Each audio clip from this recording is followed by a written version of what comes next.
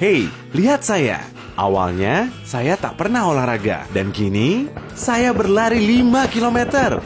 Pasti kamu menatap saya curiga. Saya juga berpikir itu mustahil sampai saya melintasi garis finish itu.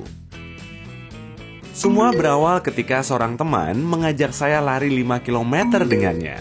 Kedengarannya mudah, tapi itu sulit jika usiamu sudah hampir kepala 3 dan terakhir berlari saat pelajaran olahraga di sekolah. Belum lagi, energi yang nyaris tak ada dan kenaikan berat badan yang disebabkan bertambahnya usia.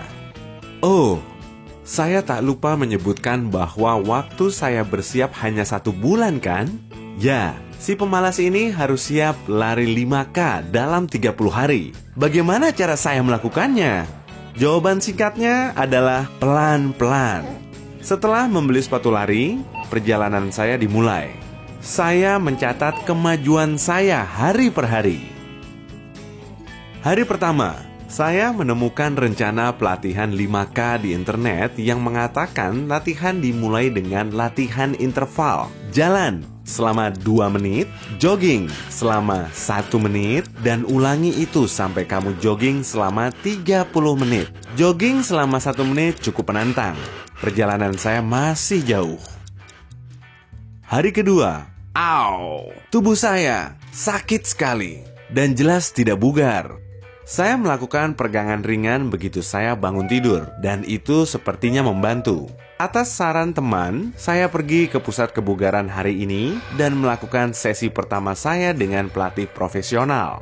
Selain berolahraga, dia bilang bahwa saya perlu makan lebih baik dan minum banyak air. Mari kita lihat apakah itu membantu. Hari ketiga, saya menuliskan semua makanan saya sepanjang hari, termasuk camilan.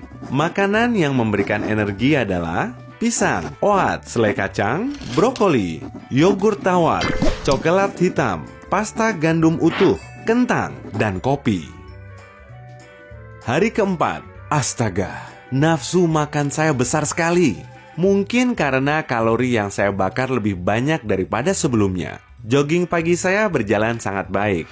10 menit, itu termasuk istirahat berjalan, tapi tetap saja. Lalu saya pergi ke pusat kebugaran dan pelatih menyuruh saya melakukan latihan kecepatan.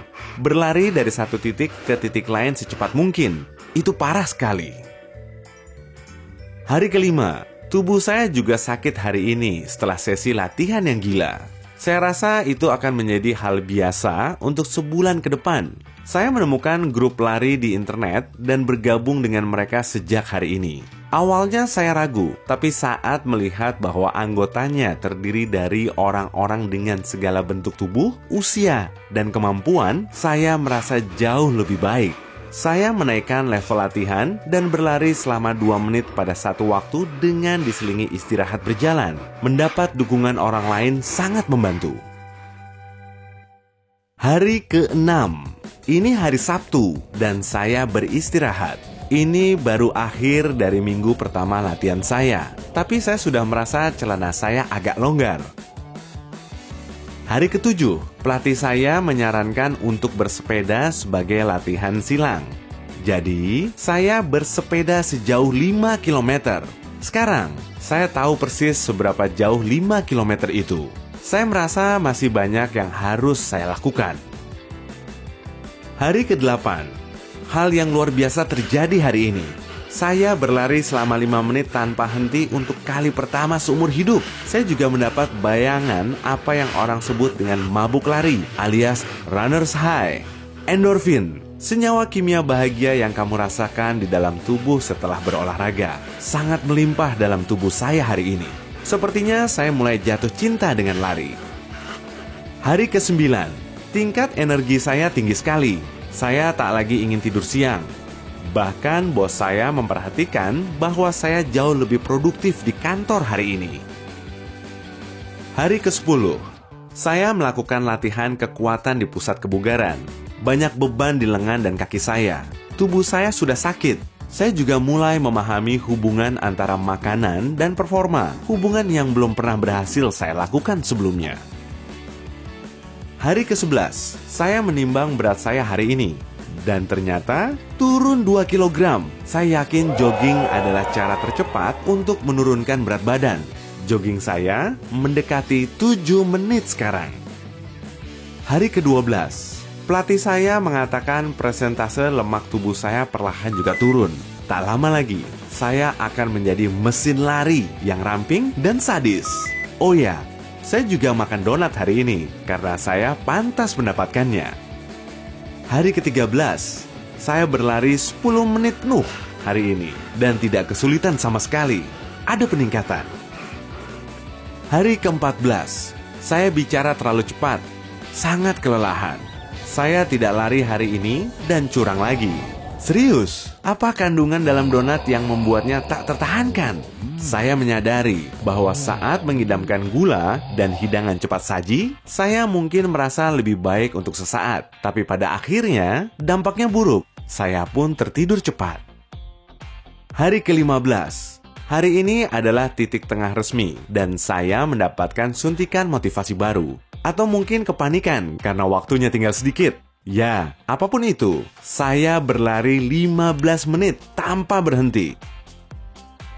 Hari ke-16, hari pusat kebugaran.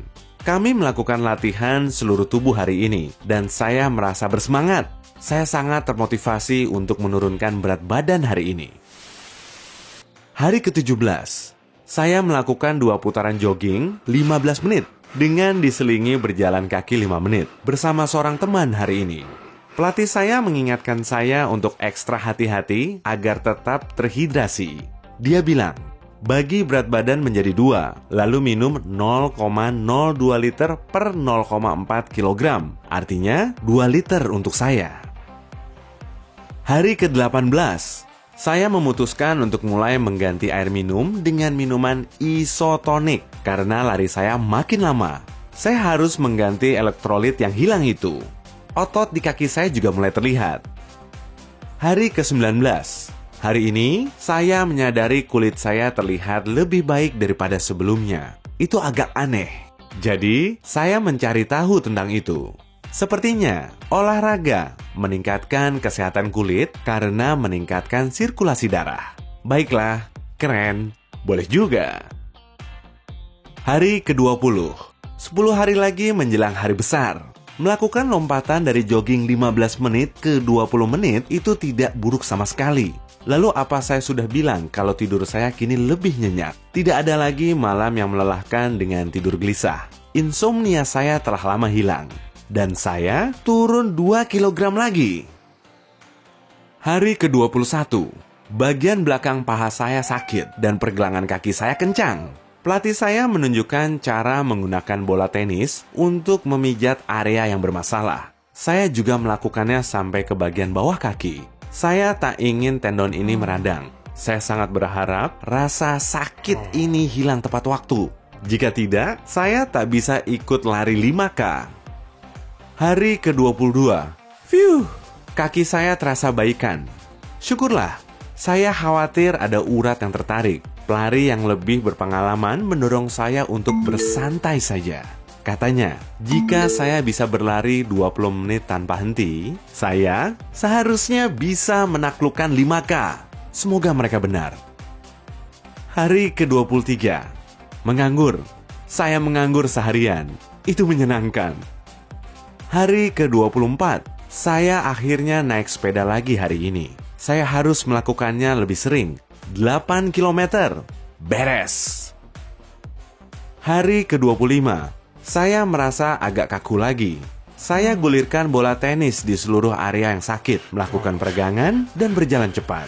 Hari ke-26. Saya berlari 25 menit tanpa henti. Mendengarkan musik sambil jogging membantu waktu berjalan lebih cepat.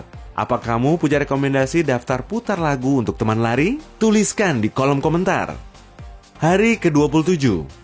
Saya menyediakan bahan-bahan pasta dan pisang. Banyak sekali pisang. Katanya, potasium akan membantu menyeimbangkan elektrolit yang hilang dalam lari berdurasi lama. Hari ke-28. Saya mengurangi aktivitas hari ini. Semua artikel yang saya baca mengatakan jangan berlebihan dalam beberapa hari menjelang balapan besar pertamamu. Hari ke-29, saya menikmati makanan tinggi karbohidrat yang lezat bersama teman-teman lari baru saya. Siap untuk besok pagi, tapi saya juga gugup.